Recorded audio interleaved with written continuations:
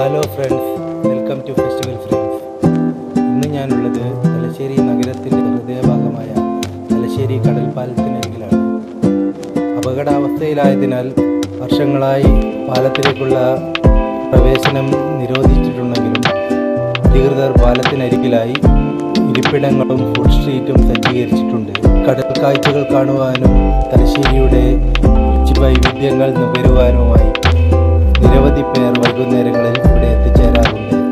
തലശ്ശേരി കടൽപ്പാലത്തിനരികെയുള്ള തലശ്ശേരി ബീച്ചിൽ പോയി കടലിൽ കളിക്കുവാനും സൂര്യാസ്തമയം കാണുവാനുമായി നിരവധി പേർ എത്തിച്ചേരാറുണ്ട്.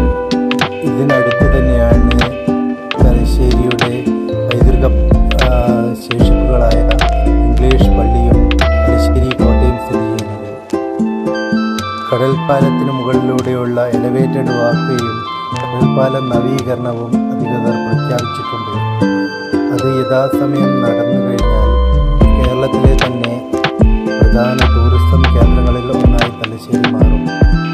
ഹെറിറ്റേജ് സിറ്റിയായ തലശ്ശേരിയെ പഴയ പ്രതാപത്തിലേക്ക് കൊണ്ടുവരാനുള്ള ആദ്യ ചുവട് കടൽപ്പാലത്തിൽ നിന്ന് ആരംഭിക്കും എന്ന പ്രത്യാശയോടെ അടുത്തൊരു വീഡിയോയുമായി വീണ്ടും കാണാം.